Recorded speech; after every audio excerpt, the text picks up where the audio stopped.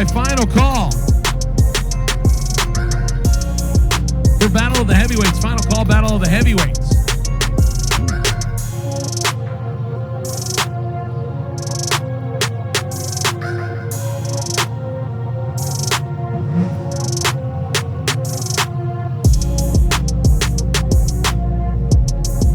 Sarah Wild Street class, first two cars coming to the starting line. Jeff Bowler and David Muth. Jeff Bowler pretty much is going to need somebody to prop him up at the end of the race because he's got three different cars in three different classes. He's trying to get his money's worth here. He stages up the turbocharged Mustang left side, the Ford LTD right-hand side of David Muth out of North Carolina. Both of them off the starting line almost dead even with each other in reaction time. David Muth's going to get there first in the LTD as he goes down right side, 970 at 142, 1067 at 133 for Jeff Bowler. Muth moves into the number 6 qualifying spot with that shot.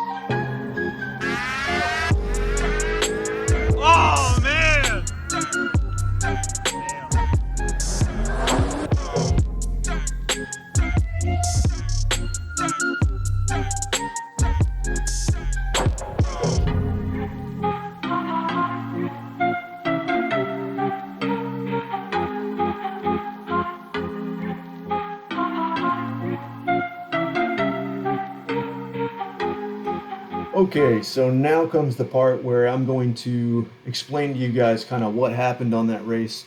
So the reoccurring theme for the day is that we were essentially outmoneyed and outsupported. What I'm talking about is if you look back earlier in the video, pretty much every car in our class was like $100,000+ car. That ZL1 Camaro, I don't know what they cost new, but surely they are close to 100,000 to begin with.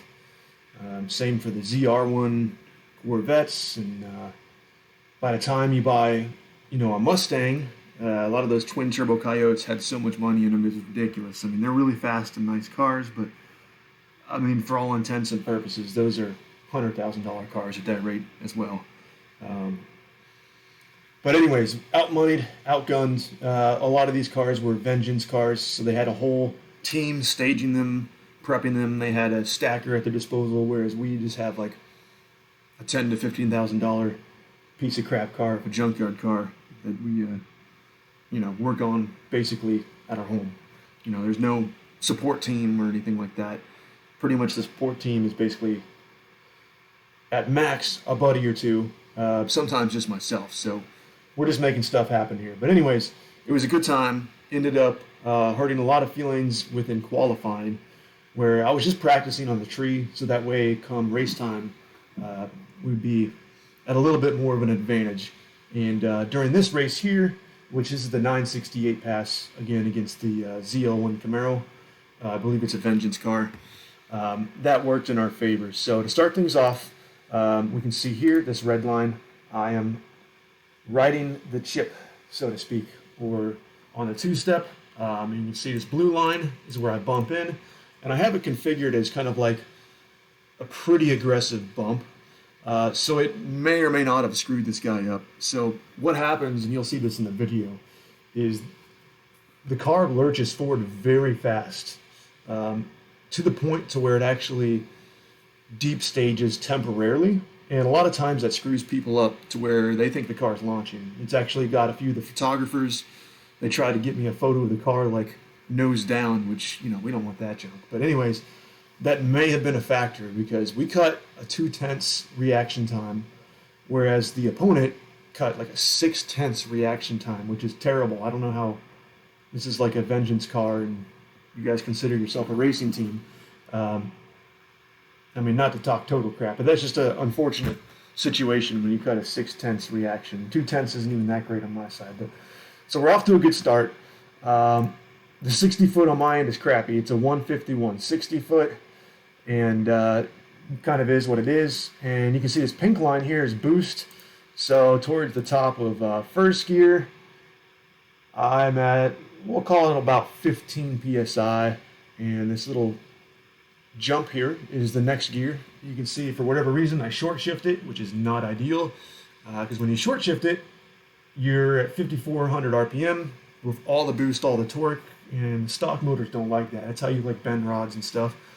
But that's neither here nor there. It's just a big driver error on my side. I'm manually shifting this, so it kind of is what it is. And you can see, if you follow this pink line, you can see that the boost kind of loads up when you shift it, but all of a sudden it spikes, and I'm pretty sure where the spike is, yeah, so you see this boost scramble, if you follow my mouse, it just went green on boost scramble, whereas before it wasn't. So by the time I grabbed second, I see the ZL1 started to catch back up slightly, so I hit the scramble, and we were pretty much at comparable speeds, or maybe I was even pulling away a little bit from him, and that kind of continued till about the 660 or the 8th mile, whatever you want to call it. All of a sudden, that Camaro just pops, it stops, and then all of a sudden it just rockets off. Like it literally put like 40 or 45 mile an hour in the back half, which is just ridiculous. We don't have the power on capacity to do that. Like I hit the scramble and it kind of is what it is. It gives us an extra 2 PSI, was not enough. We just got out horsepowered and outmoneyed. That's kind of the situation. And I kind of biffed the tune-up too. And I'll explain why. So if you see the ignition timing, which is this blue line here, like a cyan line, you can see that essentially it's tapering, which is kind of the behavior you want. More boost, you want less timing. But what's happening here is we have so much ignition timing being pulled because my manifold air temperatures, or intake air temperatures for the HP tuners people, I mean, it's the same thing. This is a sensor in my intake tube. It gets to 155, so the turbo's out of its efficiency, and that's because, number one, we're pressing really hard on this race, and we've also been hot lapping. And number two, I'm just a dummy, just laying on this boost scramble, trying to get ahead of this guy and trying to maintain a winning position here, and that just doesn't work out. It takes out so much timing, and the manifold air temp is so hot. When it's above 140, it aggressively takes out timing in order to preserve the motor. That's just how I have things set up. And then another thing I biffed is just that 60 foot was so soft, a 151 60 foot. So that was another missed opportunity on the tune-up. We'll compare it against like a 950 pass, which I think is my personal best. As the computer loads up here slowly for whatever reason. Here's the incrementals. Let's get rid of some of this stuff. Actually, we don't need to. So you can see on my personal best, everything on the dotted line is a personal best pass. So right off the bat, you can see we were running another pound of boost basically throughout the entirety of first gear. So that allowed my personal best time, which is down here, a 145 60 foot. So we could have shaved a little bit off the 60 foot and probably overall a tenth off the pass, which would have been enough to win because the margin of victory was literally about a tenth of a second. It was a tenth and some change. So if we had a 60 better and had this level of boost, probably would have got the win. But it is what it is. That's just a quick comparison of what the car should have probably done. And you can even see here, personal best, it was commanding a lot more timing because, well, manifold air temps aren't nearly quite as hot. And, we had an extra 2 degrees for that personal best, whereas this run was, down at least a couple of degrees. So it is what it is.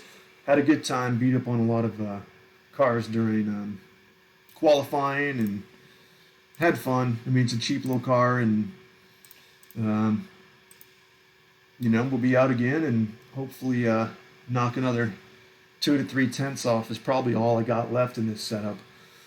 Because being realistic, probably a 1.3 is all the 60 foot's going to be, just with the suspension we have. So, anyways, that's a quick analysis of the run. It was overall a good time. I hope you guys enjoy the breakdown of all the data logs. I'm not afraid to show everything that's done here.